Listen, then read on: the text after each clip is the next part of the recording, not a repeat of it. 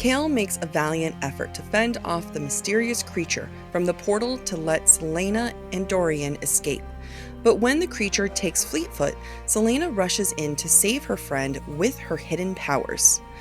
Once the portal is closed, Celaena pursues Archer, killing him after he reveals the depth to which his betrayal of Nehemia went. The group gets above ground to be treated, and Celaena reveals some of her Fae heritage to Chaol. The captain of the guard bargains with his father to enact his plan to send the king's champion to Wendlyn, a plan neither Dorian nor Celaena are terribly happy about.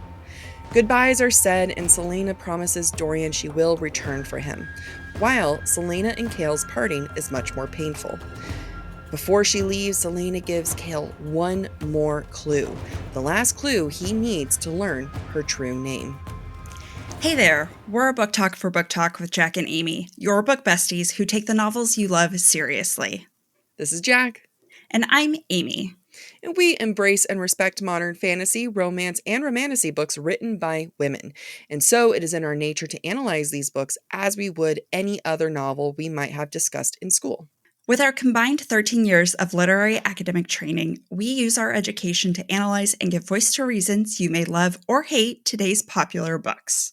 This week, we're discussing chapters 49 through 56 of Sarah J. Maas's second Throne of Glass novel, Crown of Midnight. For a complete list of episodes and the chapter breakdowns, be sure to check out our Instagram at the handle BookTok for BookTok. Before we dive in, let's talk about S.P.I.L.T. Spoilers, perspective and interpretation, language, and themes.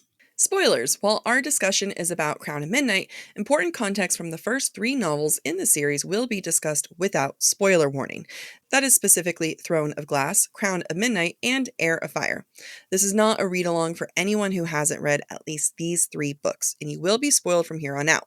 So please take this as your only spoiler warning. For all other spoilers beyond Heir of Fire and other SJM works, we will keep those to the Breadcrumbs and Broomsticks section at the end of the episode. Perspective and interpretation. What we discuss in this episode are strictly our personal interpretation of the text. We do not speak for Sarah J. Maas and in no way know her intentions for her books or characters. We also know our listeners have their own personal views and opinions, and we encourage you to share your thoughts with us because every perspective and interpretation is worth exploring. Language. We curse. Explicit language does occur. Themes. We also discuss some heavy subjects throughout the podcast that can include themes of sex, violence, abuse, depression, self-harm, and death. While we will do our best to give trigger warnings for the darker themes, we will discuss these topics when they are important to the text. Listener discretion is advised. As always, we love keeping the conversation going because our listeners are so good at finding things we've overlooked or missed completely. You can share your interpretation of the text with us by posting on social media, tagging us in stories, sending us DMs, or submitting to the form on our website. We also post more exclusive content and host live streams for our Patreon supporters. You can find us at patreon.com/BookTok4BookTok. The question we end our season with is, have the circumstances and outcomes of Crown of Midnight properly prepared Celaena to begin her journey as Aelin Galathynius? If you don't recall, we asked ourselves this at the first episode, and now we have to answer it. Yeah. Themes we see in this section include goodbyes and so longs. No. Decisions made with lack of consent. Okay. Themes we see in this section include goodbyes and decisions made without lack of consent. There's no fancy way of saying that. All right. I was going to say you did a double negative. I repeated what you said. You said without the lack of consent. It's just... Okay, I did not repeat what you said. You guys get the gist. Before we begin, let's all take a sip. Chapter 49 starts, and Celaena is awake mid-fight, and Chaol is there. She'd, quote, awoken in hell as she opened her eyes to a pulsing headache and the sight of Chaol circling the pale demon, blood dripping from both of them. She had to help Chaol. Had to. So I like this because, I'm not quite sure, what is the hell, right? Is it just the demon or the fact that Chaol is there trying to save her? Because, he came out of nowhere. And it just shows there's going to be little things throughout this episode that shows that her feelings have not completely disappeared for Chaol. And it's something that she will face as well. Yeah, I mean, it hasn't been that long since Nehemia was killed. Like 3 days. All right, it's been like... Yeah, I don't even remember how long it's actually been. Maybe a week.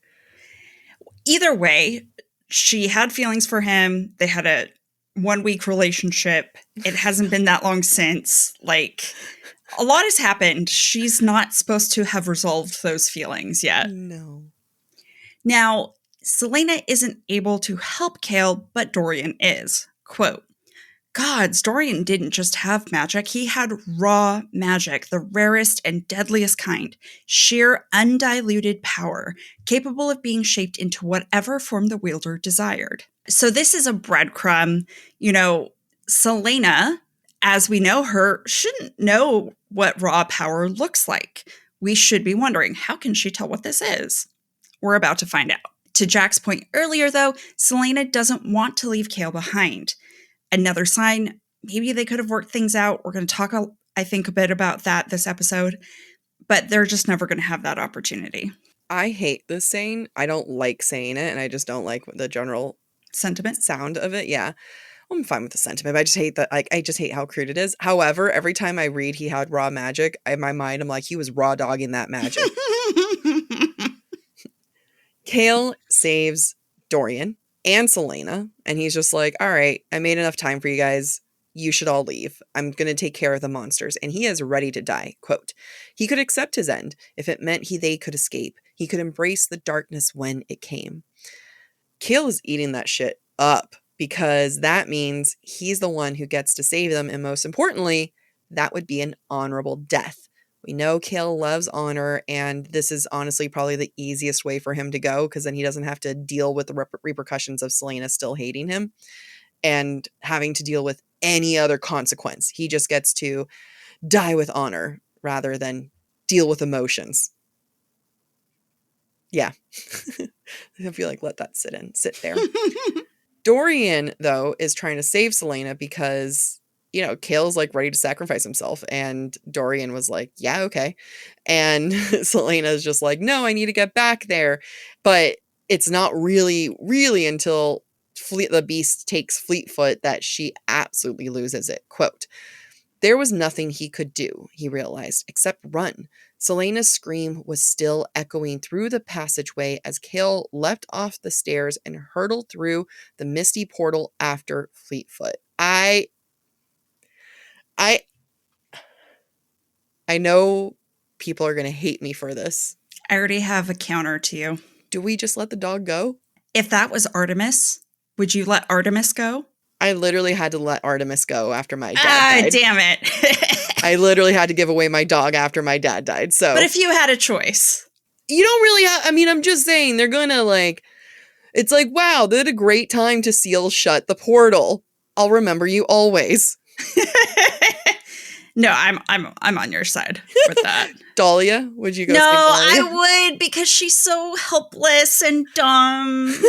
She doesn't know what she's doing. She would die so fast, though. Would you go? You'd go save her? Close the portal? I know the answer is close the portal. I know, and like everyone out there is shocked, screaming at their radio or wherever they're listening to, and then they're looking at their dog or their cat and being like, you guys are horrible people.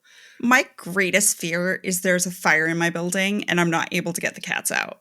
Yeah, that's fair. But that's rough, because then you know they're like gonna roast type thing. However, well, yeah, this creature just picked up the animal and they're about to get eaten. One good bite and it's done. No, this is when our listeners turn on us. I don't think Chaol actually cares about Fleetfoot. It's because Celaena, who was willing to leave Chaol behind, wouldn't leave Fleetfoot behind. And so therefore Chaol goes to save Fleetfoot. Is it to win Celaena's love back? Is it to make sure she leaves? Is it to bring more honor to his death? Who knows? All of the above, maybe. Celaena, though, has to follow after them because Chaol and Fleetfoot are some of the last people in her life that she has feelings for. Because, poor Dorian, quote, "But she didn't care about Dorian, didn't care about anything except Fleetfoot and Chaol as she sprinted down those few stairs and across the hall. She had to get them out." So, bye-bye, Dorian. Let me smack your head against a wall. I know. Now, I did have to ask myself this question. Does Celaena care most about Fleetfoot because the dog now represents Nehemia, because Nehemia loved Fleetfoot more than Nehemia loved Celaena? Yeah, probably. I mean, we all love our dogs, but yeah, I think there's a lot of representation and more emotions of like, but that was the dog Nehemia liked type of a thing. Mm-hmm. Mm-hmm. So at this point, Chaol's in the other world and he's fighting the monster with his bare hands. Like she kind of says that she walks in and he was like fighting them off without his sword. And I'm just imagining him batting Chaol's face. Like, I don't know. And like, how big is this thing? Like, you know what I mean? Can he fight it off with his hands? I don't know. I'm assuming his sword had just snapped in half at that moment. He's just batting it with his hands like, no. Quote, she roared, revealing elongated canines, and the sound was unlike anything he'd ever heard. There was nothing human in it. It's a loss of humanity for Celaena, but more importantly, at this point, it's going to be a loss of identity. And through that loss of identity, that loss being Celaena Sardathian, it is the real and ownership of her true identity. But this is the moment, in many ways, where Celaena Sardathian dies. Mm-hmm. Mm-hmm. And it's a violent death. Celaena even thinks of it as her, quote, unleashing the monster inside herself. The monster inside herself is what devours Celaena Sardathian. And it's very powerful, this lack of humanity in her. It's terrorsome.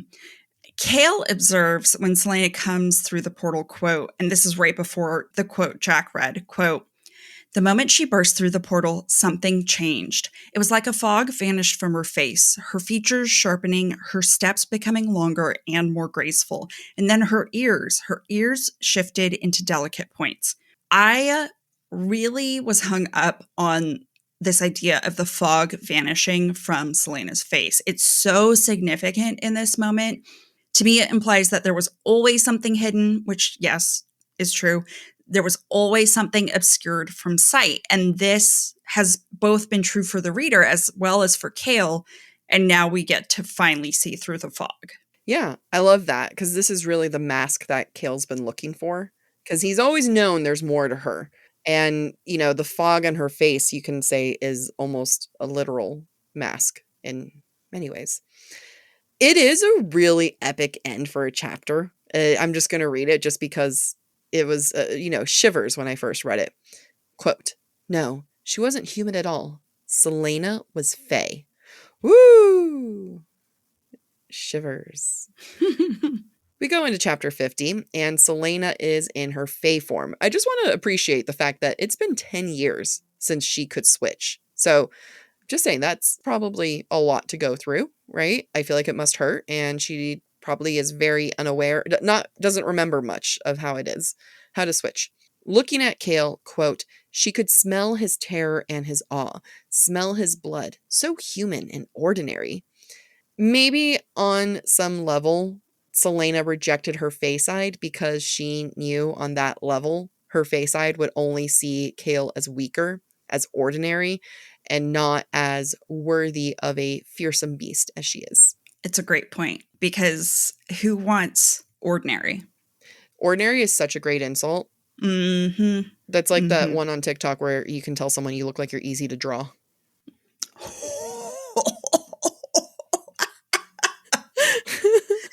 That's harsh. I know. Like, what is that?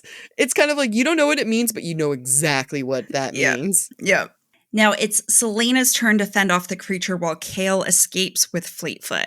Quote, with a battle cry that shattered through the mists, Celaena plunged Damaris into the earth. The ground cracked toward the demon, a burning web of lines and fissures, and then the ground between them began to collapse, foot by foot, until the creature was sprinting away. Soon, there was just a small lip of land surrounding Celaena, backed by the open portal and an ever-growing chasm before her. Human Celaena could never, neither could Chaol. Like, this is Celaena channeling her power into Damaris and using it for destruction. Very cool. This moment brought me back to the image of Celaena's dream, where the stag is on one side of a chasm and Celaena on the other, and she's never willing to make the jump I feel like this time she's made the jump. Yeah, good point. Because she has finally accepted kind of her heritage, her heirloom of destiny. I don't know. I'm making up things now. Oh my. Someone just got fancy. Her heirloom of destiny. Don't What mind does it if I even do. mean? I don't know, but I like it. But when the deed is done, quote, she shifted back into her clumsy, frail, mortal body. Now, Celaena could choose to remain Fae and keep her strength, even if she could not keep her magic. Like, she could have just stayed Fae and gone through the portal. Instead, she still chooses humanity, even though she knows it is a lesser state of being. In my mind, she's kidding herself into thinking she can still hold on to Celaena Sardothien a little bit longer. She might be on the other side of the chasm, that metaphorical chasm, but she's not yet ready to face that reality, as we have been saying this entire novel. I know. Question. If she was like in her Fae form when magic disappeared, does that mean she wouldn't be able to switch back to her human form? Or does magic disappearing mean she automatically reverts back to human? Her Fae form is her original form. Her shift is the human form. So being able to shift is, and I know that that's her OG, like her actual form, but I was like, okay, so shifting requires the magic. Yeah. Right. Okay. Right. So slight spoiler, but it's fine for this book. When Rowan at the end of Heir of Fire offers to come back to Otterlin with Celaena, she's like, you're going to want to be a hawk and scout ahead, and then there's no magic, and then you're just going to be stuck as a hawk the entire time. So no, basically. You're going to be stuck as a hawk, and I'm not going to hear you bitching about it.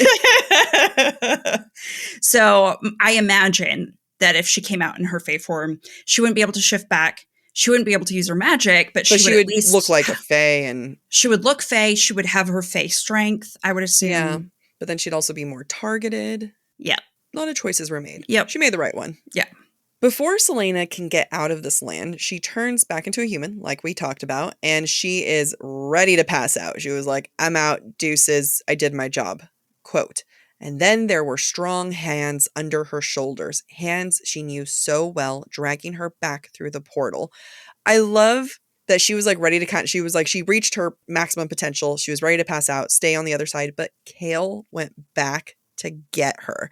And at this point, we know he's scared. We know he's confused. We know he is absolutely freaked out because he's about to touch her like a hot potato.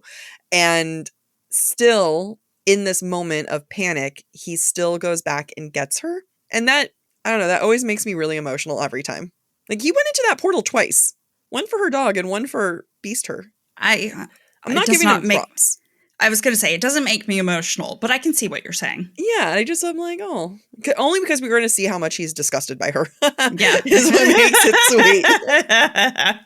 sweet. So we hop over to Dorian's point of view. And at this point, Celaena's back on her human form.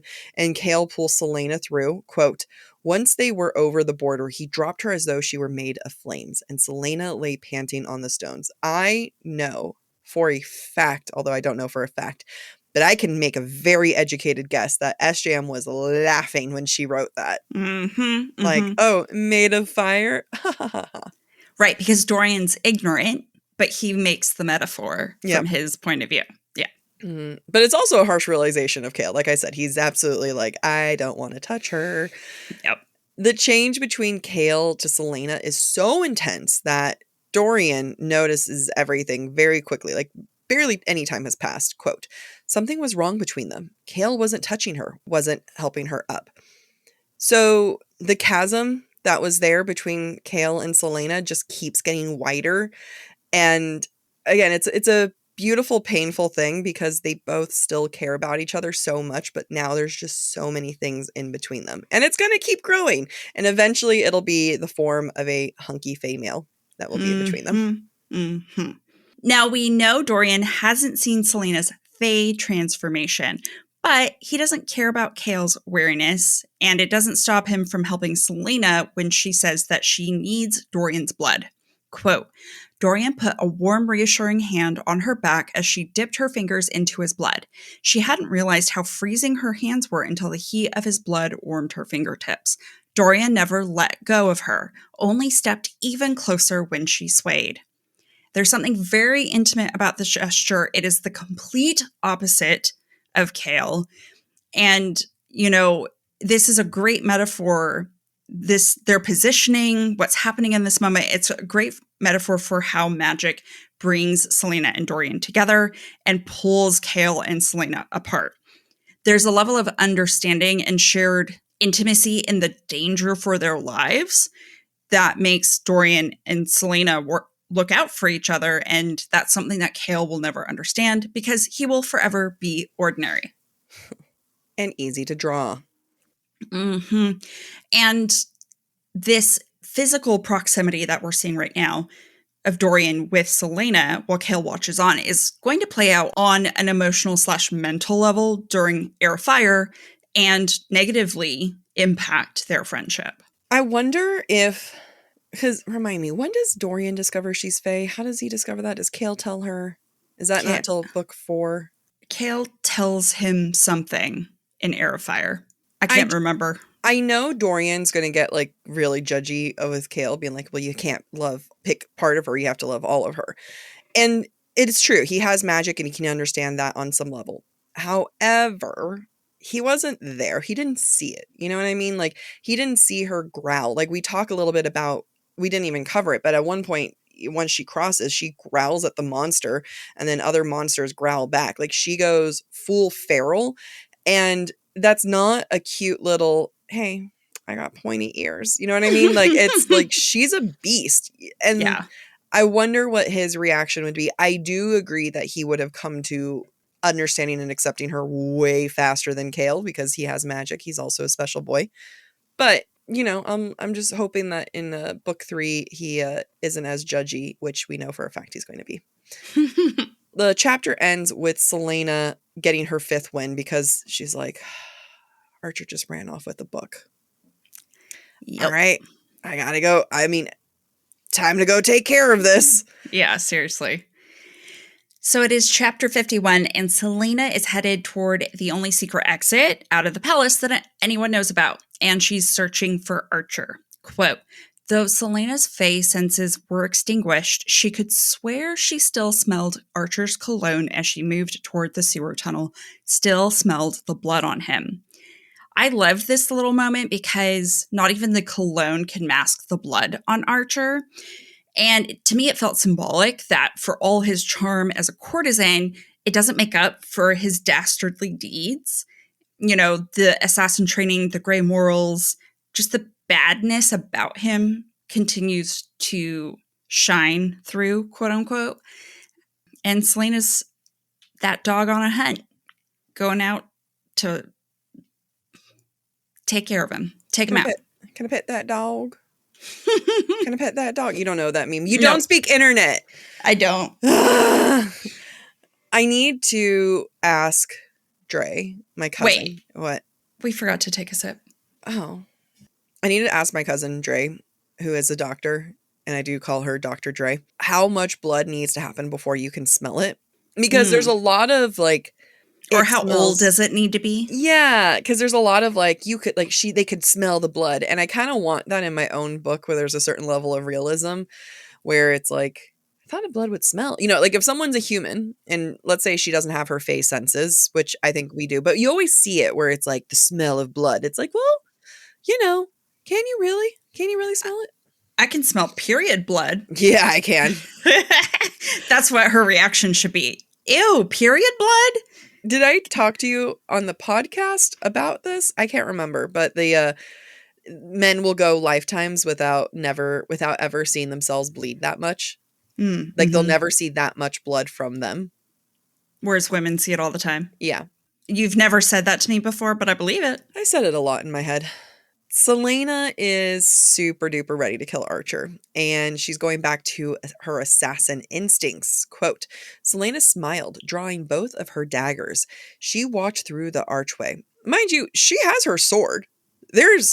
She sheathed that shit. She could easily go with the sword, and instead she was like, no, I want this up close and personal. I want to feel his blood on my hands, because what's about to happen is not a noble act. I mean, we're pro killing Archer here. I'm not saying that it's like Grave where it's kind of shady. I mean, I'm not against killing Grave, but it's not. I hope people know what I'm saying, because I don't.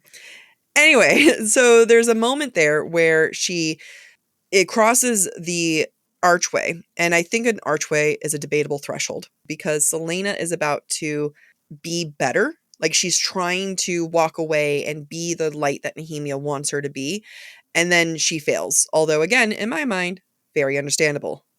And also appropriate that it's in the sewer passageway. Yeah. That this is happening. Very dirty. We talked about water not being a very cleansing act in this book. Right. We're also seeing Celaena come down to Archer's level. Like, we're going to figure out in a moment, Celaena thinks Archer must have kept up with his assassin's training. Celaena, by returning to the assassin, is returning to the mindset of a killer, is returning to Archer's equal, rather than taking the moral high ground. I don't know why in this next part, I gasp every single time I read it. I'm just like, quote, Rorik Farron was a client of mine. Before he was killed, that is. He told me that torturing Sam Cortland was the most fun he'd ever have. He slept with the enemy? He had sex with him? That was a client that means a sex with him? And that's like extra trauma to be like, hey, I slept with him. And imagine if Celaena had slept with him because he wanted to sleep with her. And his penis had been with a murder penis, a torture penis. And then that would have gone into her. And that's not okay. And it's just like more levels of trauma. And then it's like the way he says that makes it almost be like, were they in bed when he said that? Being like, oh, that was a good round. Let me tell you about the other time I had a lot of fun. Torture. I hate that. Yeah. Every time they're like, this whole entire thing, finding out that he's, the villain, finding out that he betrayed Nehemia was not as shocking to me as every time I'm like, oh, he slept with Rorik Farron. Yeah. I had to laugh. I didn't notice it until you read it, Jack. Rorik Farron was a client of mine. Before he was killed, that is. No, what? After he was killed. It's so unfortunate. He put a deposit down for a lifetime, and every month I have to go to the cemetery and do my due diligence.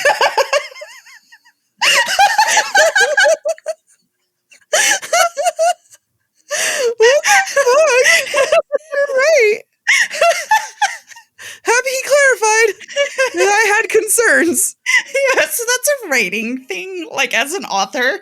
Be careful what you do. Yeah. Nope, that lifetime subscription that people can apply to. And then it accidentally goes past lifetime. Oh God. It's Archer's lifetime, not their lifetime. Yeah. Which is perfect because my next note is Archer's not a smart man. And he thinks that he knows Celaena better than he actually does. Quote, "You're not a murderer," he whispered. "Oh, I am," she purred, torchlight dancing on the daggers as she considered what to do with him. I love the imagery because of the way that Celaena has described being an assassin, the way that Celaena has described death. A lot of times, especially in the first book, it's described as being a dance. And here we have the torchlight dancing on her daggers. And it's all coming back here. We are seeing this all over again. And it's a beautiful imagery. The purring also mirrors the start of the novel in my mind when Archer was trying to seduce Celaena. It's flipped on its head now. She's the seductress. She's the one toying with him. She's the predator. In my note, even lions and tigers purr. What the fuck? You good there? How tired were you? I was tired. Even lions and tigers purr. I was really tired, apparently. You started listing them. We were like, and bobcats and leopards and leopards. Not bears, though. And lynxes and all those purr. Archer almost gets to live for the briefest moment. So this is what Archer is telling Celaena, quote, Nehemia wouldn't want this. She wouldn't want you to do this. And though she knew she shouldn't listen to him, the word struck home. Don't let that light go out. The darkness that thrived in her soul had no light left. No light. Save for a kernel, a faint flicker that grew smaller by the day. Whatever she was now, Nehemia knew how small that flame had become. Don't let that light go out. You said before in a previous episode, Amy, that we know that concept of letting the flame go out is going to be a big part in Heir of Fire. And I think that it's also a new updated version of you're a coward, right? Of don't let that flame go out. Right. Exactly. And it's just more metaphorically relevant than you are a coward. Which, so I understand why SJM takes it and runs with it. She was like, one's a little too direct. I'm going to need more metaphors, please. Bring them in here. Archer is a dumbass, and this is such a man move. Also, I was just, Amy and I have editors now, and I was listening to episode 7, and I go on a rant about men, and I say, sorry for the editor if they're a man editing this. And it is, in fact, a man who's editing that. Luckily, a woman is editing this one. So, but Patrick, our one male listener, they're not you. You don't count for this. He's the 3%. The 3% male listenership we have. I need to know. Those other 2% need to come out. Like I said, Archer almost gets to live, but his downfall is him. Talking too much. Is just talking. I mean, and that's many a men's downfall. Mm-hmm. Quote, I knew you were a good woman, he said. Celaena halted, turned. There was a hint of triumph in his eyes. He thought he won, manipulated her again. One foot after another, she walked back to him with a predatory calmness. She stopped, close enough to kiss him. He gave her a wary smile. No, I'm not, she said. Then she moved too fast for him to stand a chance. If you're going to kill someone, this is it. Yeah. This is the way you do it. You know, don't let a man think he's won. Yep. That's the first sign to kill, I guess. Stand on business. All right. That's what you're doing. You're not clocking it. You don't understand internet lingo. I know that's from Justin Bieber, okay? Oh my God. Thank God. Something to keep you us. You guys would not stop talking about it, so I know it. Because I told you already. That's why. You didn't happen to know. Past me did the work. There's something about the fact that Archer calls her a good woman, and that's the thing that gets him killed. Because we talk about not calling women girls, and he calls her a good woman, and that was almost more jarring to me in this moment than good girl. Although if he said good girl, maybe I would have been just as jarred. But there's an element of condensing Celaena to her gender, of being like, you're a good woman, and he gets to walk away as this like triumphant man. Now, I might be overanalyzing this, you know, it might be one big eye roll, but we know that he's a sexist asshole. So I think I win. No, I completely agree with you. The willingness to compromise is essentially a form of weakness to a man, right? The willingness to do what he wants you to do because you are inherently feminine, you are inherently weak, and so calling her a good woman implies that weakness. And, you know, in some ways, Celaena just kills him to prove a point that she's not weak. Yeah. And because he didn't match her compassion with compassion, he just decided to be shitty. She's like, you know what? I'm going to take that back. Let's take back that compassion. I think that's totally acceptable. Yeah, there's a lot of things that I'm okay with, and that's that one. Especially when a guy thinks he's won. That's the worst of it, right? Is when someone's like, haha, I beat you. No, don't let them have the last. It's just like your brain is too small to understand how you lost. Yeah. I don't know. We all take a sip now.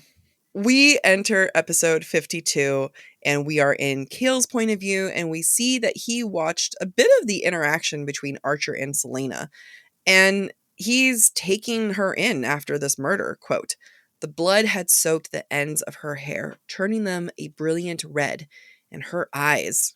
So I like this idea that her hair is almost like dip dyed at the ends as red, and that it's not her hands, right? Because a lot of times there's hands almost implies a level of guilt, right? Like you think of Lady Macbeth and you look at your hands and you're almost like, what have I done?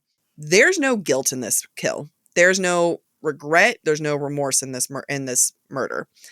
And I think the dipping her hair red, it's almost one, you could see it as her golden hair being stained and dyed, losing her innocence. Or two, a certain level of badass warriorness where it's like, I'm going to get my hair dyed with blood. It also kind of gives the visual of she was so close and personal to death. It's almost like she was swimming in the blood rather than just like dipping her hands into it. That's the visual I got. You know, the other visual I have is when I dyed the tips of my hair pink. It always comes back to Taylor Swift. It was a me thing. I wasn't even thinking about Taylor. I dipped my hair pink. Yeah, you did it because Taylor Swift had just done it. Yes, that's true, but this memory has nothing to do with that. This memory has to do with me. Still makes me think of Taylor Swift. I miss it. I miss the tips of my hair pink. If I would have kept it longer if it wasn't for COVID and money. And Anyway. You won't ever do it because somebody else does. I'm not saying that. No. That's stupid. All right. Good point. Okay. No matter what has happened, though, Chaol and Celaena will focus on taking care of Dorian first. And that is canon. So at this point, they kind of, head on up. They call the healer. And both Celaena and Chaol are just like, no. Little Dorian Princeling goes first. Yeah, Princeling gets to go first. Quote, scowling, Dorian let the young woman clean the small wound on his temple, received when Celaena had knocked him out cold. Chaol and Celaena in this scene, just like throughout this book, just like the last book, really treat Dorian as the other. And it's continuing this isolation of Dorian. And the only people that he was connected with was starting to be Nehemia. She's dead. Was starting to be Celaena. She's about to leave. And it's unfortunate because it's just going to spiral his little emotional heart. Celaena essentially dismisses Dorian, and he admits to himself that he's jealous by this. Quote, but even as he walked out of the dining room, part of him realized that his magic, that he was the least of their concerns, because even from that first day in Endovier, this had always been about them. What a hard pill to swallow, where he was like, not even my magic makes me special. The only thing that makes me special is when I have a boo-boo on my forehead and I need to be treated. The second son, I'm kicked out. Mommy and daddy are mad. And no, he wanted to sleep with his mom. That's not real, but you know what I mean. But I feel bad for him because this really is othering him. This is separating him entirely. Which is sad because we're going to talk about it later. Celaena values him for his otherness, but he doesn't see it that way. He sees it as baby was put in a corner. And, the quote that Jac just read is a reminder to us as readers that Throne of Glass was in fact never about Dorian. We may have seen similarities between Dorian and Celaena. We needed a reason for him to care about Celaena, but the point of the story was the relationship between Celaena and Chaol. Yeah. Yep. We're in Celaena's point of view, and she almost is ready to tell Chaol the whole truth. Quote, I'm taking a bath, she told Chaol, who still sat shirtless under the healer's ministrations. She needed to wash Archer's blood off her. She shucked off her clothing and bathed, scrubbing herself until her skin hurt, washing her hair twice. From what I can remember, I think this is the first true bath scene in this book where we're actually getting details of washing herself. And it makes sense that that would be the case because this is the most honest she's about to be with anyone we have seen in either book at this point. Mm-hmm. Although not completely honest, but we'll get there. Yeah. I mean, I completely agree with you. Celaena can, quote unquote, come clean about her Fae heritage now that Chaol has witnessed it, and after we've had 2 novels worth of hints. I think it's also important that this bathing is happening now after Nehemia's true murderer the person who plotted her death is dead, that feels like a true cleansing for Celaena, that like, okay, I can wash my need for vengeance off now. Now, as Celaena brings Chaol mostly up to speed, his response is, quote, I would say you're insane, except I have the blood of that creature on me, and it went into that world myself. Just a reminder, Chaol's black and white. Yeah. Even now, he only believes Celaena because he's experienced it. He has admitted, I would not have enough faith in you to believe you because I have no imagination. Yeah. If we were to find out, I feel like, okay, there's a range of things I'm willing to accept quickly. Vampires, I'd accept so quickly. Mm-hmm. Be like, if you show me evidence, vampire, I'm on board. You don't need, I don't need to go through this whole large processing. Aliens already there. Yeah. Ghost, believed in the whole time. Loch Ness Monster, on board. Mm-hmm. Bigfoot, I'm concerned if I have no limits. I don't think you have a limit. I'm trying to think of the one thing that I'd be like, wait a minute, I need a minute to process this. Mermaids, yeah, of course. The ocean's big and scary. Yeah, I can't come up with one. This is your sign that if you're a okay, vampire. Centaur. Yeah, those are some weird looking things. But then I remember Fantasia. No. I was thinking Narnia. And oh, yeah. Who's that hottie? The centaur hottie? The actor? James, what's his face? McAvoy? Yeah. Yeah. I'd have questions. I don't want to know. I don't want to participate. I just have questions. Okay. Okay. Back to the text. Before we let's take a sip. Let's like reorientate ourselves. So, initially, and by initially I mean 30 minutes prior to this, did Chaol have the best reaction seeing Celaena as Fae? No. But he's still making his feelings clear. Quote, his fingers grazed her cheeks, warming her chilled skin. Fae, assassin, no matter what you are, and then she cuts him off. Would Chaol actually have eventually accepted Celaena for who she is? And I actually think kind of yes. I don't think Celaena would ever been able to accept his ordinariness. The problem is that's a hard question to ask because there's an extra layer that isn't said, right? That is tied to the Faeness, aka she's Aelin Galathynius. Oh, yeah. Well, let's remove that. I mean, like just pure, like just Fae. There's a lot of processing that of deprogramming that he would have to do. There's a lot of, what does that mean? It would also have to be accepting that she's just in general more powerful than him. So maybe he wouldn't. I think that in many ways his love could go very far for her. And in many ways the things that he loves, like being able to protect her or being able to be there for her, would become mute or almost mute. Moot. Yeah. I think Celaena is the only person capable of stretching the boundaries of Chaol's love, but Chaol's boundaries are never big enough to accommodate Celaena. Oh my God, did you just talk about Celaena or me and my ex? That too. Ow!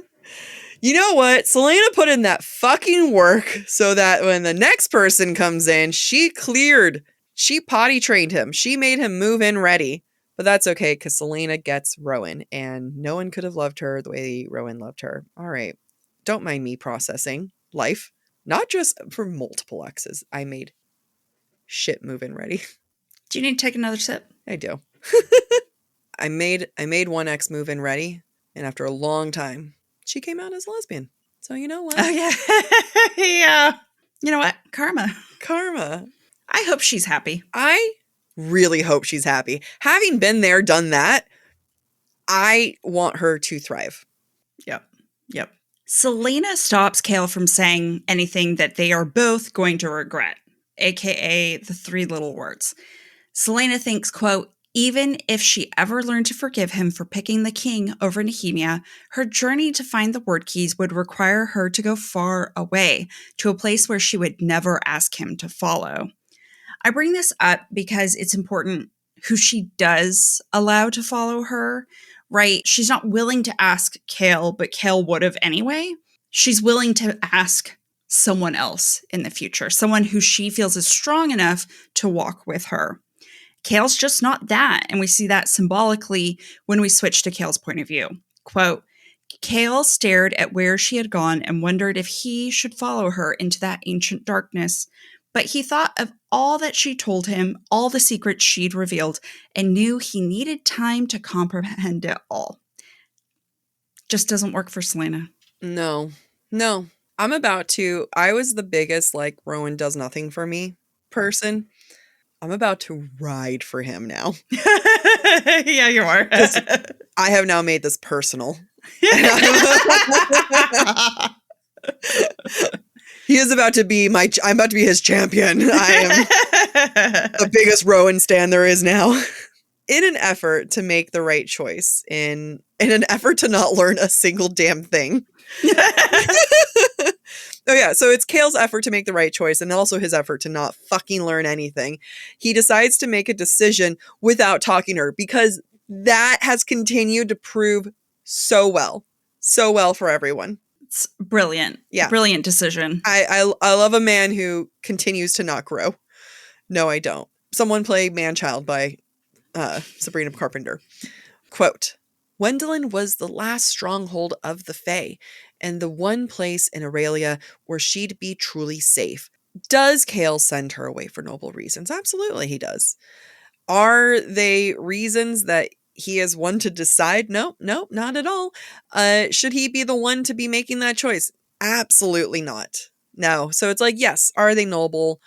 Does he, do it for her own good? Still would have been great to say something. It would have been better to even have, I don't know if it's better, but like bring it up to her and then do it behind her back, like at least give her some give her heads up. some warning. So I have to say an Heir of Fire breadcrumb here because it's so relevant. The irony of this decision is that Chaol is sending Celaena to the one place her parents spent their lives keeping her away from. What a dick. So, stupid boy who thinks he knows everything, he knows better than to consult her, he knows what is the best choice for her safety, in fact, has no knowledge. And what is knowledge? Knowledge is power. So therefore, Chaol really has no power over the situation. And in fact, whatever power he does have over the situation, he cedes to his father because he's willing to bargain with his father to do what he thinks is right for Celaena. And then he gets himself tied up into messy shit. It's noble, but so misguided and so messy. I keep hearing, is it stupid? Or is it dumb? Useless. But there's a better word for it. I know. Fucking man-child. But take a sip. Yeah. Okay. Sip. All right. We are now in chapter 53. And you know who has even less knowledge and less power than Chaol? Dorian. Fleetfoot has more power and knowledge. Now, when Celaena and Dorian talk about his power and how he blocked the creature from attacking Chaol, quote, that was dumb luck. This is Dorian speaking. She watched him, this kind, clever prince of hers. I still can't control it. It's interesting, this moment of possession that Celaena has. She's come to check on him. Now, there's no romantic possession here. They're not romantically involved, but Celaena feels ownership over Dorian. And I say that because I feel like it's emphasizing that intimacy that's developed. Dorian is hers to protect. The intimacy is not platonic. It is not romantic. It is possessive. Mm-hmm. That's what I got. And I don't know how I'm going to feel about that in the future. All right. Quote, after a moment, Dorian reached over and took her hand, bringing it to his lips for a swift kiss. Nothing romantic, a gesture of thanks. Even though things are different between us now, I meant what I said after the duel with Cain. I will always be grateful that you came into my life. Dorian is the one who says this to Celaena.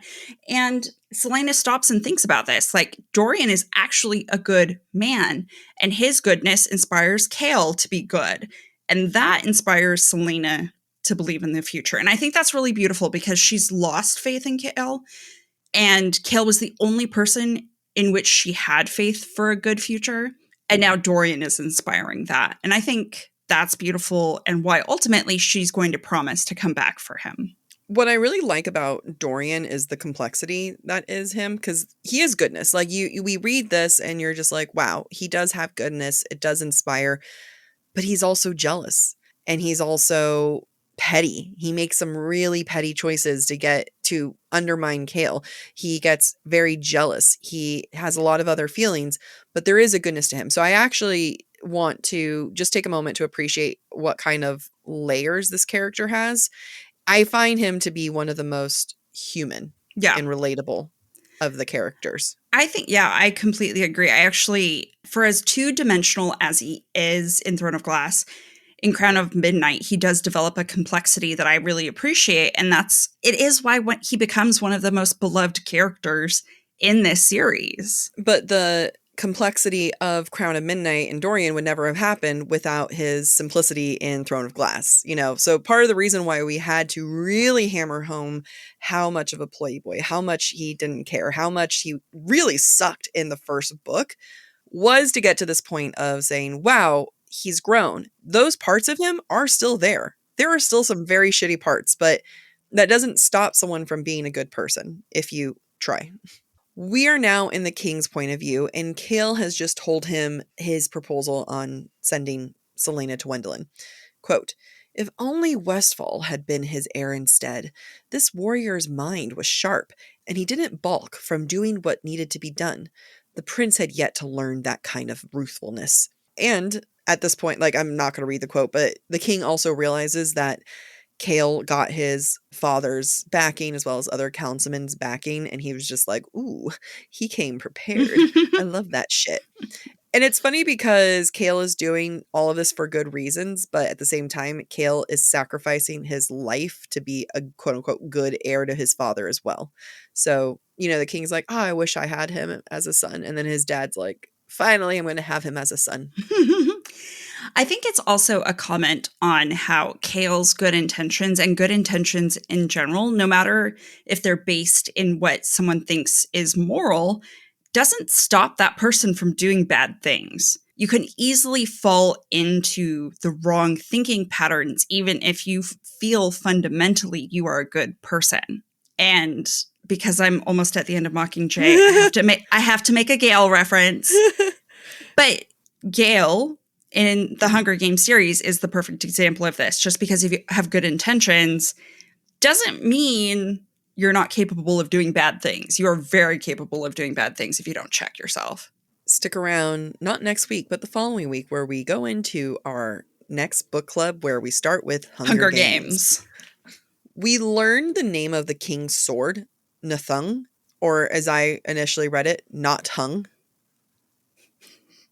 I was like, that's a really weird thing to say your sword's not hung. Of course, it's sexual. I just was like, huh? Okay. You can also, I think you can look at Norse mythology or German musical Der Ring des Nibbler. I don't know. Nibelungen. Yeah, Nibelungen. I feel like we really nailed that. That sounds legit to me. The play, I pulled this straight out of Wikipedia, so I'm going to quote it. The play, quote, "The plot revolves around a magic ring that grants the power to rule the world, and Nathung is pulled from the tree," and then I add this, a la Excalibur. We talked about this actually in the Throne of Glass episode 2 last season. It's the only other time the sword is named. Same name. I have zero memory. I was like, I know that we've talked about this before. At first, I thought it was in a different season, not the Throne of Glass season, but it is also German for wrath. I think the ring part was interesting because we know that he is a ruler with a ring that's trying to take over a lot of things, and there's a lot to that. I love how at the end of SJM's books, sometimes, a lot of times, we get these beautiful wrap-up moments, and especially in this moment when the king thinks about Baba Yellowlegs. Quote, "He invited the carnival here to meet with her." I love this wrap-up because when the carnival was first brought out, Dorian very casually thought, that's kind of weird. Why would my dad allow this? This is so close to magic. And it was such an offhanded comment, and it was done in a way that was just normal, like very speculative. Like that was like kind of him being like, wow, I'm surprised this one got through. And we find out that his dad is the one who invited him, slash has the worst timing in the world because that carnival was there for a while before Baba Yellowlegs died. So that's on him. Be faster. Now I have more of references in the breadcrumbs to what Jac is talking about, but I want to ask the question here without spoiling too much. Why are we in the king's point of view right now? It's only happened, once before? Maybe twice? Couple times. But not a lot for the second novel. I think on one hand, we get to see a quote-unquote objective point of view as the decision Chaol has made plays out and unfolds in front of Dorian and Celaena. I also know it's because SJM is setting up Heir of Fire. Quote, he'd have to send riders immediately to the Farian Gap and the Dead Islands and have General Norak ready his legion. He didn't mean to make mistakes with this one chance in Wendlyn, and it would be the perfect opportunity to test a few of the weapons he'd been forging in secret all these years. We don't know who the fuck General Norak is. We don't know where the Dead Islands are. Farian Gap's been maybe mentioned once. It's all gibberish until you realize, oh, this is relevant. And maybe it's supposed to bring up dread for us to realize, oh, we have to pay attention to Aderlin even if Celaena is going off to Wendlyn. There's still more a brewing. Yep. Celaena then goes to check out the tomb, and like, who's there?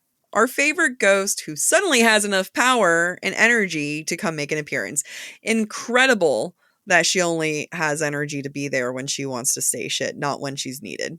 Fantastic that. Quote, Celaena shook her head, looking at the sunlight pouring into the tomb from the shaft above. Will you ever stop giving me commands? Elena let out a soft laugh. When you stop running from your past, I will. It's so funny that Elena. That's just thigh slapper, knee slapper, whatever. Every body slapper, slap her face. Ghostly, see-through face. I'm going to point out like the symbolic reference, like meaningful, significant moment here. Normally there's moonlight in the tomb, and we talk about the moonlight being representing the truth and being revealed as what Celaena needs to know. And in the moment we have sunlight, and instead we get a big fat fucking lie from Elena, and that's a lie by omission. Everything from her is a lie by omission. But just this idea of like, when you stop running from your past, I will. That's not true. Like, it's just when you stop running from your past, it's just accepting all the commands, more commands. Yeah. I do want to look at the sun a little bit differently, but I like where you're going with that about Elena lying. Quote, Celaena studied the light pouring into the tomb, such a little light holding the darkness at bay. Now, on one hand, the sunlight is symbolism for Celaena, right? The little light that she has left in her and the little hope that she has, which is going to continue into Heir of Fire. I also feel like on some level there is some foreshadowing that what Celaena will accomplish will ultimately end up being on her terms, and it will give her the power to no longer be under the influence of Elena. Because if Elena has been present through moonlight and everything's happened under moonlight, Celaena naturally, as the person that possesses fire magic, coming into her power would outshine the moonlight eventually. Very true. Well, it's interesting because, you know, what are stars if not fire? You know, made up of fire and gas. And you know what's not made up of fire? Moon. The moon. Yeah. Take that. I don't know. Take that, Elena. I don't know what the fuck that means. Take a sip. The moon only reflects the light of the sun. And therefore, it's just a dirty little borrower who is impersonating. I'm just kidding. The moon is basically the sun in cosplay. Or it's cosplaying as the sun. Yeah. Take that, moon. Take that, Elena. Okay, can I tell you an insult I came up with in my head fighting no one? Sure. So So this is inspired by, I was at a party and someone tried to call me a millennial as an insult. The thing is they didn't know I was a millennial. They thought I was just like older. And so this is my dramatic, I'm still working to fine tuning this insult, but if I ever need it, here it is. So in theory, someone like says something about me being over 30 and being a millennial. And then I'd be like, that's really weird since you're a 20-year-old cosplaying as a 30-year-old with how you look. Good I would one. never say that because we shouldn't shame about age, you know. But in my head, when I was fighting that no person.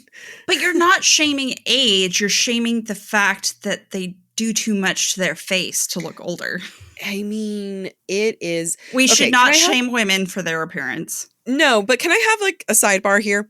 So it's like relatively known that millennials look very, you know, freakishly younger than everything. And I think a big part of that is because of not all Gen Z, but a big part of Gen Z, the ones who are in mainstream culture and media, are really loading themselves up with filler. And that just ages you by a shit ton. Now, here's what I struggle with. I don't know what men look like anymore. Because have you ever seen a 35-year-old man? Hold on. This is so not worth it. And we're going to spend time on this. Well, I know the prince in Ever After, the actor was 33 when he played that role. And really? But then he looks like 40. He looks super old. Okay, so I sent you a series of photos of this guy that I found on TikTok. I sent this to my mom and I'm like, Mom, how old do you think this guy is? And she was like 40. If you told me 37. Yeah, I would have said older 30s. Older 30s, right? I look at him and I'm like, oh, I still look like the baby between us, right? Yeah. This man's 22. What? That was very loud. I'm sorry. What? And then I was watching this video of someone saying, like, stopping a guy on the street and he was like, how old are you? And, you know, what's the youngest you would date? And I thought, okay, this man's like, what, 45, like 50? He was 35. And so I don't know what, like, we talk about like women looking different. I think it's kind of easy where I'm like, oh, okay, well, you know, millennial women look great because we were the first generation with sunscreen, and some Gen Z women look older because they've loaded up their face with fillers. I don't understand men. Yeah. Like, that's the one I'm the most confused at. I can't look at like my gym crush, Amy. He could be 20 for all I know. Yeah, I think he's in his 20s. Oh no. But I look like I'm in my 20s. Yeah, but I know you're not in your 20s. I make pop culture references in my 20s. When I accidentally applied to a Netflix dating show, I did write that in my thing where it's like, how old are you? 35. But I make pop culture references like I'm 25. Nice. All right. Back to the book. We are in chapter 54, and we are in Chaol's point of view, and we see the boys have had falling out while Chaol pulls the old yeller trick. Quote, he hated each lie that came out of his mouth, but Dorian drank them up, his eyes seeming to glow with rage. This was the one sacrifice he'd make, because if Dorian didn't hate him, if he didn't want Chaol gone, then leaving for Aniel would be that much more difficult. I mean, it's a classic move of no one wants you, go away. I have no feelings. I'm now suddenly an entirely different person who has an entirely different opinion on everything. Move of trying to make it like, don't look at me. I'm doing all these other like things that I'm sacrificing. But I would like to note that Chaol is sacrificing his friendship with Dorian for Celaena and her secrets. That is part of it because Dorian wants to know, like, dude, what the hell? Why are you sending her away? Chaol doesn't even give I can't tell you. Chaol doesn't even say that's Celaena's story to tell. There isn't a single clue that he is leaving behind for his friend. It is a straight up because I'm a dick. That's why. And this is what gets me, because how can you rag on Celaena when you pull the same shit? I know. They're so bad with their emotions. They could have had a simple conversation. So easy. I bargained with my dad to save Celaena, and I know you don't like it, but I have to go fulfill that bargain. Whoa!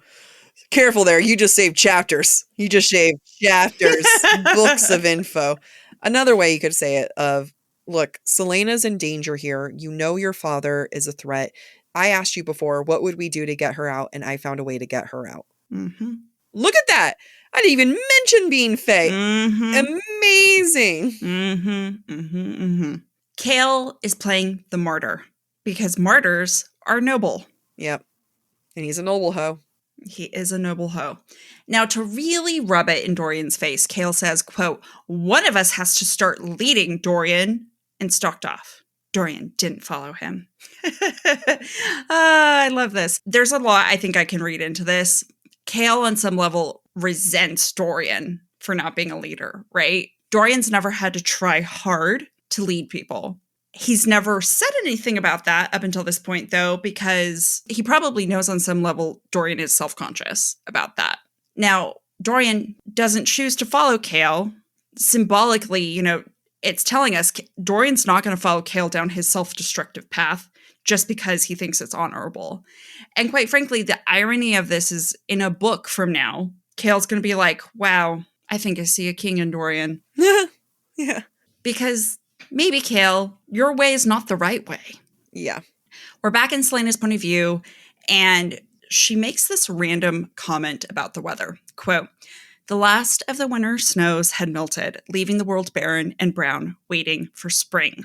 We've talked about how weather is often an important indicator in literature for a character's state of mind or the plot or something else symbolically. We've talked about how snow and cold has been such a big part of Celaena's characterization up until now. And I think I have said this in a different episode. The winter is ending. The winter snows are melted because Celaena has finally revealed her true identity and is back on the path to being Aelin. Because she is representing fire. She has metaphorically melted the snow. And as we enter the spring and summer, Celaena truly become Aelin. Now, before the chapter ends, Celaena makes an oath to Nehemia that she will free Ilwe. If you read the description of Celaena's actions after she cuts her hand, she's on her knees and she bows so low that her forehead touches the ground, which in Chinese culture is called a kowtow, which I think is technically Cantonese.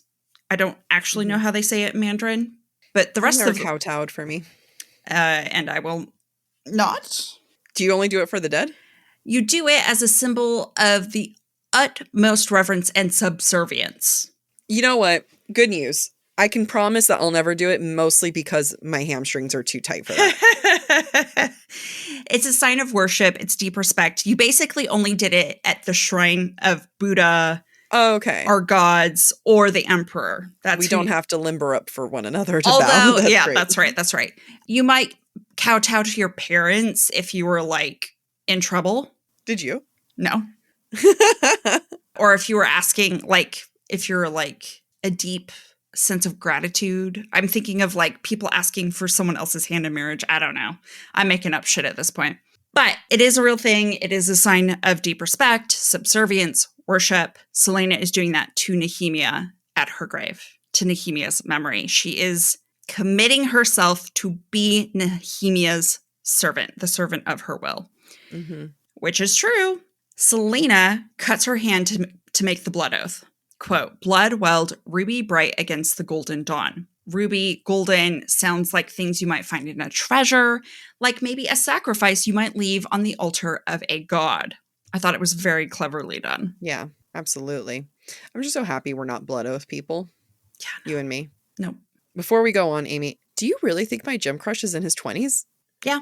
No. I can see him being his older 20s. Ew. I bet if he shaved off his facial hair, he would look like a baby. Oh, no. All right. Well, I don't understand men anymore. Well, let's wait and let me really examine it the next time he's in the gym. Wait till I get even more hot and then initiate conversation. And find out that he's gay or something. I don't. That's one thing. That is a straight ass guy. I think he looks very straight. That is a straight man if I've ever seen one. Mm-hmm. All right. Chapter 55 starts, and Dorian goes to say one more goodbye, and for the life of me, I can't remember something, so please help. What? That's my note. Yeah, and the irony is her hand is bandaged. Okay. Yeah. Even though her hands... I'm done. That's it. I just talked about it? Forgot that was it. Yeah, all right, never mind. Moving on. Her hand is bandaged. Yep, nope, I'm done. Keep going. All right, next note. Dorian and Celaena have a good little chat. He swears that he's going to take care of his dog. When he says, I'll take care of Fleetfoot like one of my own, I was like, in the kennels? No, thank you. You treat your dogs like dogs, all right? That's this little girl, she gets to get princess treatment. And he does say, I'll let her sleep in my bed. And Celaena tells him this, quote, I'll come back for you.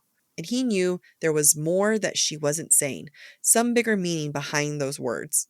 If you guys know, if you've read the whole series and you know what happens, that was hurting. That hurts.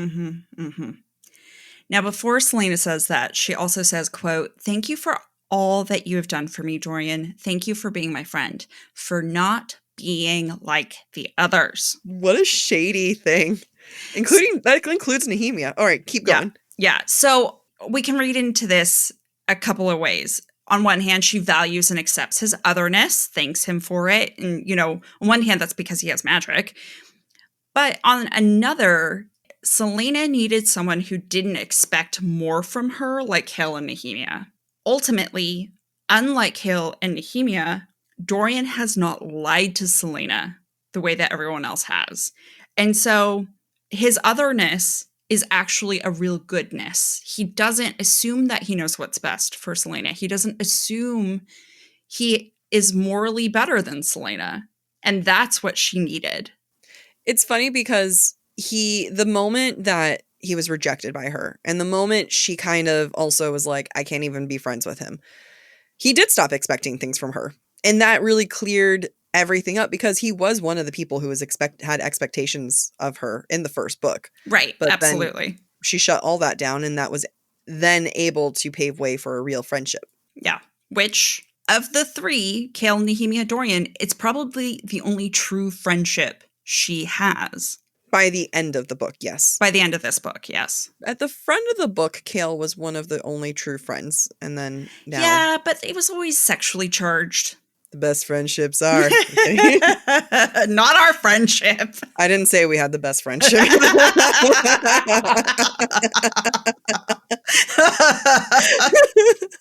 It's for the best. Celaena decides the best way to tell Chaol everything is when she only has 5 minutes left before she has to leave on a boat. She was like, you know what I should do? Reveal it all here and now. She, quote, couldn't explain that the king would kill him if she didn't return. That knowledge could be fatal to him. And even if he ran away, the king had threatened Nehemia's family too. Yeah, you can actually explain that. You can explain it just like that. Yeah, 2 sentences. That's it. Like saying, hey, I know you probably don't care for your life, but Nehemia's family is at risk. There we go. I finished that so fast. But in her last moments with Chaol, she does say, quote, if you hadn't convinced the king to send me away, we could have figured them out together. But now, I think that's a low blow. I think that's a really important note to see how disconnected she is from her own mistakes that she's making right now. Because one, not sitting him, the moment she realized that she was leaving, not sitting him down and being like, hey, I got a lot more to tell you, not telling him that his life is in danger. It's all part of the clusterfuck that will later be the series. And she is playing a big role in that. And then, but to make it sound like everything would have been okay if Chaol had just told her, like everything would have been fine if you had communicated, been the one to communicate. And the way that she makes it sound would have been like we would have figured them out together. And I think that's another low blow, because would she actually have gone to him?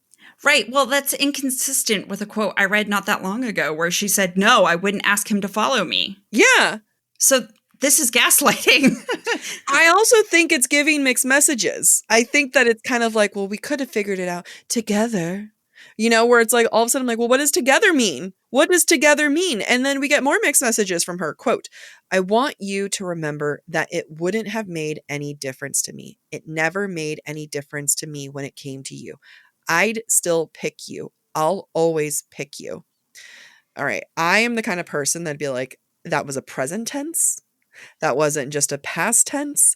And my little love sick heart would have been like, all right, so we're still together, kind of. Like, you still love me. And that's part of the issues that happen in future books, right? Is that she comes back and there's kind of like, she left it very open-ended, saying, hey, I'd pick you. And if you think about it, Chaol's going to go figure out that she is the queen of Terrasen and then be like, haha, the queen picked me. We could be together. She loves me. She'll always pick me. That is a very unfair way of ending things with him. And then in the next page, he tells her that he loves her, and then she tells him that she's sorry. No. Too many confusing things. People, use your words. Children, that's what they are. Children, use your words. I was just going to say, either it's poorly written or SJM meant for it to be very confusing for both of them. I think it was meant to be confusing for both of them. I don't think any character has proven that they're honest or know how to be honest. I think Celaena has had a lifetime of keeping secrets, and she just revealed the biggest secret that she has of her life, or the second biggest, the biggest being that she's Aelin. But she just revealed one of the biggest secrets of her life, something that she's kept to herself for 10 plus years, and she does not know how to open up. She has opened up as much as she ever has. To then open up more is, she's already reached her limit, right? Like, she's already broken her record, and you want her, and like, to have her break more records and open up more is unrealistic. And, you know, I'm sure everyone's like, oh, that makes sense. It's like, yeah, but a girl can still bitch. And I'm that girl. I'm your girl. Celaena watches Chaol, and as she gets onto the boat and, you know, drifts away, and she watches him the whole time. And I would like to note the wording, quote, and Chaol, the man she hated and loved so much that she could hardly think around him, just stood there watching her go. That is significant to me because it implies a lack of action on his part. It implies a passiveness, that Chaol is the one to just watch her go without trying to do anything. And I do want to pinpoint that because it speaks into the psyche of what Celaena thinks about him and how she views him. Right. Ultimately, he never fights for her, right? He makes choices for her, but he doesn't fight for her. He doesn't defy. He doesn't do anything. He just, yeah. So Celena's viewpoint ends with this quote, which I think extends off of what Jac is saying. Quote, she stared toward him until the glass castle was a sparkling speck in the distance. She stared toward him until there was only gleaming ocean around her. She stared toward him until the sun dropped beyond the horizon and a smattering of stars hung overhead. It was only when her eyelids drooped and she swayed on her feet that Celaena stopped staring toward Chaol.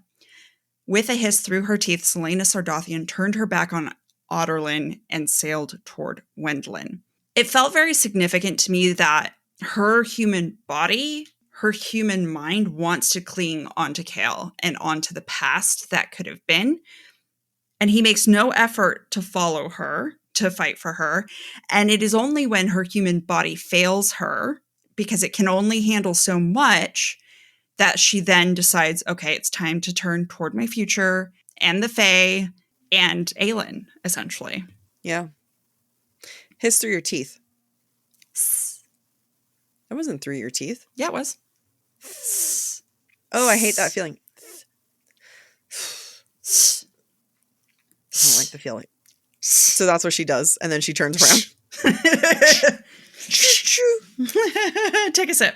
We are in the last chapter of this book, chapter 56. And in the final chapter, it is completely in Chaol's point of view.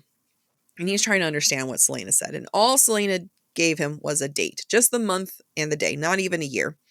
And he goes back to her room to look for clues. Quote, genealogies and countless royal chronicles. When had she brought these books here? I love a full circle moment because Celaena didn't bring them here. Dorian brought them here. He brought them there because he needed a private place because, one, he knows that the tomb is there, and two, so it's easy access for the tomb. Two, he actually really needs a place to put all his secret books and stuff. And we know that Dorian has been doing research on genealogy because of his own magic. All of this makes sense. All of this is logical. And the fact that it ends up here and it syncs up nicely, that is a writing win. It feels so good. It just meshes. And I, as a writer, I'm just like, oh, that hit. Yeah. It didn't feel forced at all. Not at all. SJM really shows what kind of foreshadowing, planning genius she is with this little nugget. Quote, that Yilmaz morning when Celaena had looked so uncomfortable to be receiving the golden arrow of Deanna, the arrow of Mab. It's because that's her grandmother and her great great grandmother. And then my note was, Alexa, play It's All Coming Back to Me by Celine Dion. It's just this moment where all this like, wait a minute, and then this connects, and then this connects. And then we get the last line of this book, quote, Celaena was the lost queen of Terrasen. Chaol sank to his knees.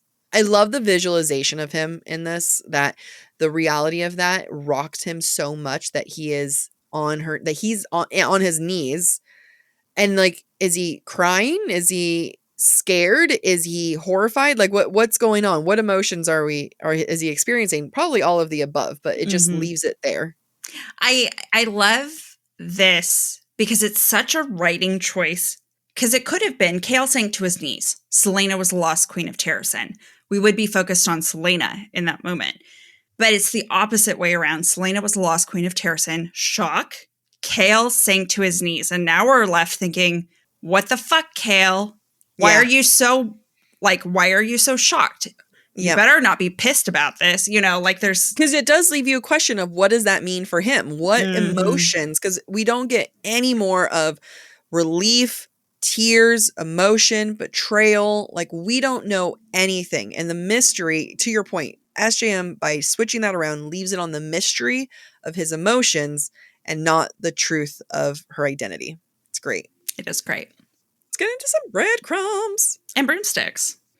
In chapter 52, after the portal has been closed and Archer killed, the trio go back to Celaena's rooms to be seen by a healer. Quote, scowling, Dorian let the young woman clean the small wound on his temple, received when Celaena had knocked him out cold. Considering how bloody Celaena and Chaol were, he felt utterly ridiculous, even if his head still pounded.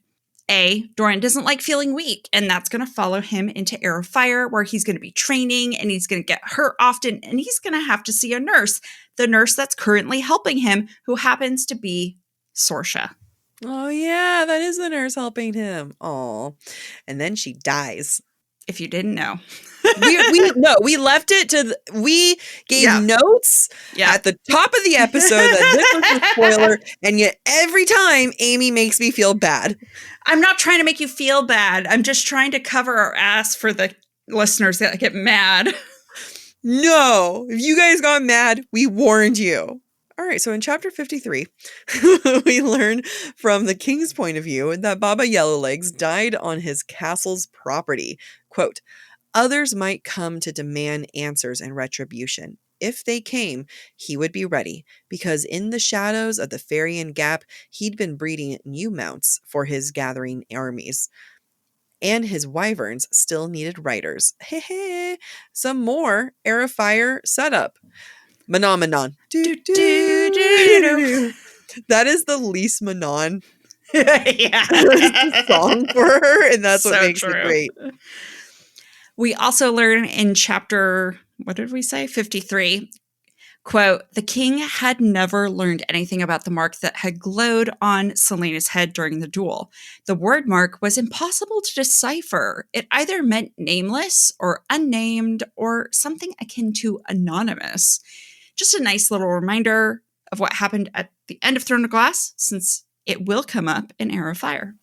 And someone said it at one point, nameless is my price. Yeah, Baba Yellowlegs. Baba Yellowlegs. So it's like, in theory, we should connect. I mean, and he's talking about Baba Yellowlegs. Mm-hmm. So in theory, our brains should have connected nameless and then her saying nameless is my price. And then the fact that nameless is on top of Celaena's forehead. Mm-hmm. And yet I did not. And none of us did. So, I mean, maybe one smart person, but not in this podcast. All right, let's get into broomsticks. We asked listeners, what were your thoughts on Crown of Midnight? Kind of vague, but, you know. Someone writes, I just started. What are you doing? Thank you for following us. I hope you're not listening. Yeah. More action-packed and begins to set the tone for the series. Mm-hmm. I actually think it's a good book, too. I agree. You know, it has problems, aka Nehemia, but like the two like reveals about Celaena towards the end is like you thought you were getting punched in the face with the Archer Nehemia twist, but whoa, we're getting punched in the face with Celaena's truth. It's more dynamic than the first book because absolutely. Nehemia dies midway through. We fall out with Chaol. We get the reveal. Archer. We get her identity or her Fae heritage. Then we get identity. Like there is quite a bit that happens. I definitely felt compelled to keep reading after Crown of Midnight. Not the same with all SJM books. I agree. I do feel like Crown of Midnight and Mist and Fury are the same in that actually even Sky and Breath, you want to read the next book. Mm-hmm. Absolutely. Someone says, it was my least favorite of all the books, even though I know it was necessary. That's hard because a lot of people have like a you just have to get through the first 3 books attitude. I was that attitude.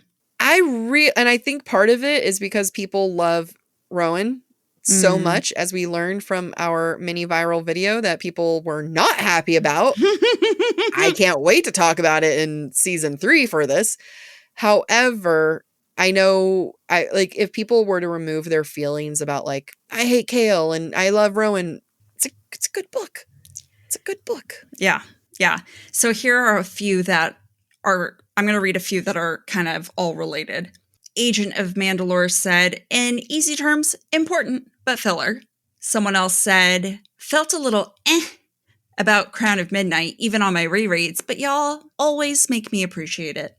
And Lauren says, deserves a redo. First read, I clearly overlooked a lot after listening to the pod.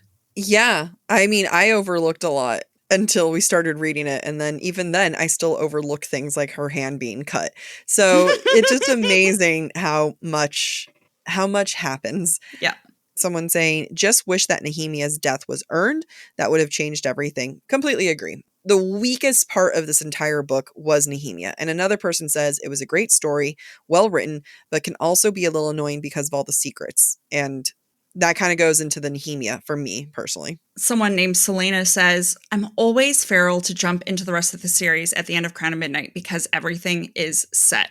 Someone says, if only they have one character who really likes to gossip in that castle, things would have been different. You and I would have thrived. Yeah, we would. Aaron says, the last chapter is everything, carries a lot of weight for the book, but always gives me chills and makes me teary. A lot of people are saying that it's really good setup, sets up the series, sets up the rest of the book, setup. Allie thinks the opposite of me and said, not my fave, but still good. Maybe a little bit of middle book syndrome. See, I think Sham is better at her second books than her third books. Her third books I mean, even Wings and Ruin was kind of meh. Yeah, I agree. Because it's just all plot. Wait, so you like Sky and Breath? No, we hate Sky and Breath. I did like it, and then I changed my mind. It's not that good. It's a changing point of the series. So good, but first half is slow. The pacing is very jarring, where you go from the first half to the second half, pre-Nehemia's death, post. And that is hard, especially for a book that's relatively short. I love this series, but this is my least favorite book. Controversial. Okay, we have a couple of DMs. We have one DM. I truly believe that this should have been split into 2 books to allow more time for the character relationships to develop. I feel like a lot of the characters feel flat because of how much the story needed to progress in this book. Yeah. Yeah. I feel like this book would have hit more if Celaena and Chaol's relationship had developed more. Now, I can respect the tragedy of how short-lived their relationship was. I feel like it would, I don't know. Here, riddle me this, Amy. Was their short-lived relationship partly because I'm going to just say like it was so tragic, but also because SJM at this point knew that Rowan, so she's writing this one. She's already writing the third one. We know she's a couple books ahead. That's just kind of her writing schedule. And once she goes into the third book, she knows Rowan is endgame. Does that influence negatively this Chaol's relationship with Celaena? Because it was such a buildup for a book and a half for it to fall so short at the end? Or is that just part of the beautiful tragedy that's the mastery of everything? You know what I mean? Yeah, I don't know the answer to that. I could see it being all of the above. It's hard because in Heir of Fire, Celaena and Rowan actually end platonically. In some ways, SJM still left herself room to make a decision, especially since she writes Assassin's Blade after Heir of Fire. If So she she wanted to really go gave back. herself. Yeah, that's fair. That's fair. So she gave herself leeway, and I don't know that I mean, are there hints that it's going to be Endgame? Yes, She but really leaves it open.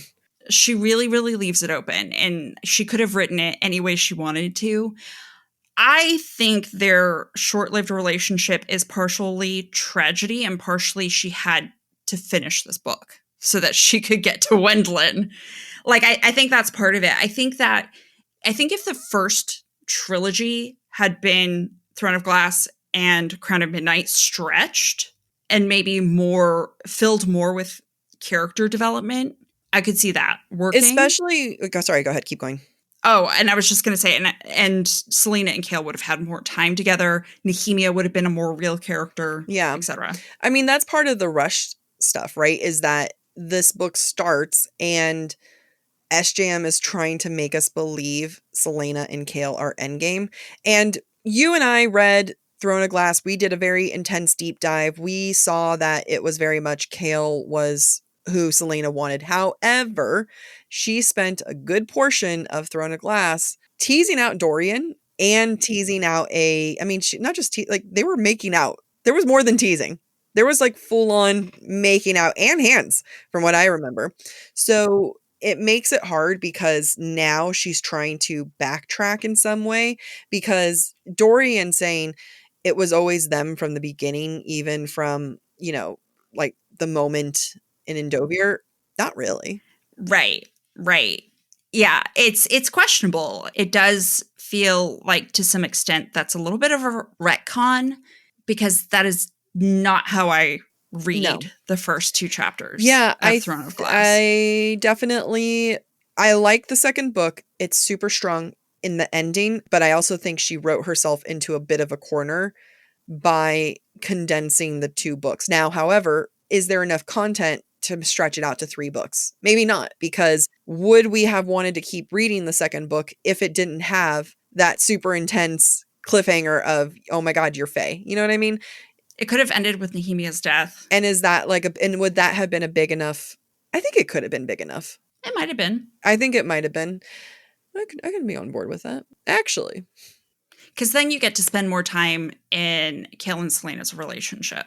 I think if you had ended it with Nehemia's death and discovering the word keys and all of that would have been potentially enough. But she was probably only contracted for 3 books. We know it eventually extended into a much larger beast. But you and I said at one point, what would we want? ACOTAR 6 or her to rewrite Throne of Glass? And now that we rewrite. And we have, now that we know ACOTAR 6 is coming, I doubled down. I think rewrite. I would have liked Crown of Midnight and Throne of Glass to be divided up into 3 books and just make Nehemia a more well-rounded character, make the love story earned, make everything earned, rather than just like, oh, we got to do this fast. All right, now to answer the real question. So the real question that we asked ourselves at the start of the season, and now it's the end of the season, have the circumstances and outcomes of Crown of Midnight properly prepared Celaena to begin her journey as Aelin Galathynius? Not in the slightest. Not at all. I don't know what we thought we were asking ourselves. I thought we were really clever. I think we were like, ooh, the answer's going to be yes. I think that it has properly, however, I will say, I think it has properly set her up to have setbacks.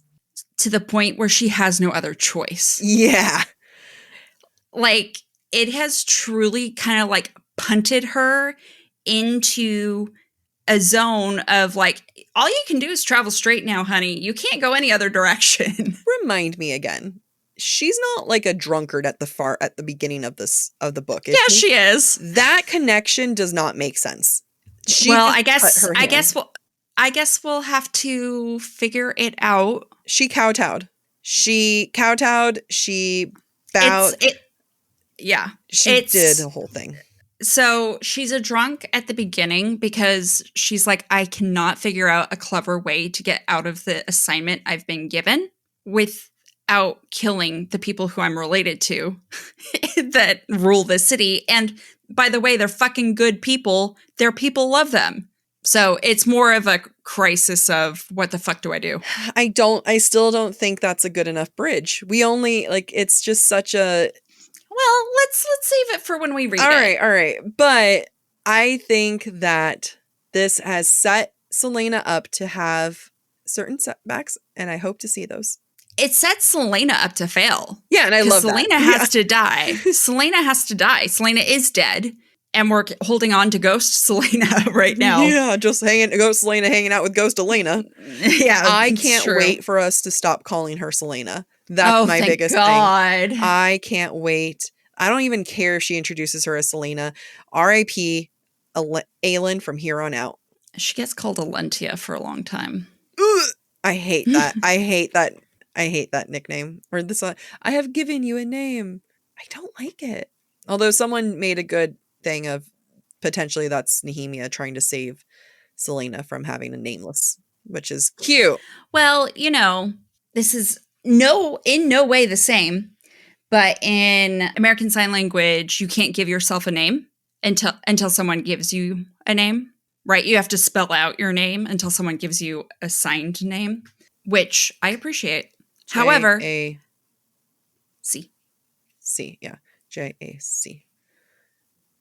Anyway, not the same. Can someone give me a sign name? Can someone give us both a sign name? You can't just ask for that shit. Okay, I'm asking. You have to earn it. Please. That was me trying to earn it. I don't think that's how it works. Did you know that before I started taking Latin, I took sign language, and I was very good. And then the person was like, nope, you're going to take Latin now. My counselor, she's like, that's going to make sense. And I was like, but I was really good at my one semester of sign language. I killed. Sign language more people need to know sign language. Like, that would have gotten you further in life than Latin. Fuck your advisor. Yeah. What the fuck? That was setting you up for failure. It was truly. And then I would have had perfect grades if it wasn't for her and that one dick of a professor we had. Other than them, I would have had, I genuinely flourished. There's something about like hand movement in my brain that just like really clicked. Every once in a while, I think about, you know what, maybe when I'm past my deferment level on my student loans, I just go back to school for sign language I just do that forever and never pay back my student loans. You could take it through Rio Salado, do it like online school. Oh, yeah. But I would like to do it in person because then they can tell me what I'm doing wrong. But I would totally do it again. Shay was an interpreter for a while. Oh, I didn't know that. Oh, you didn't know that? Yeah. She's still really good and still can interpret. And when we first met, we would talk and she would sign as we would talk. Oh, it was so great. Cool. Yeah. I'm a big fan of sign language. So let's all do sign language. This is such an interesting end for the season. Okay, so final notes of the season. We great job, Amy. Brilliant as always.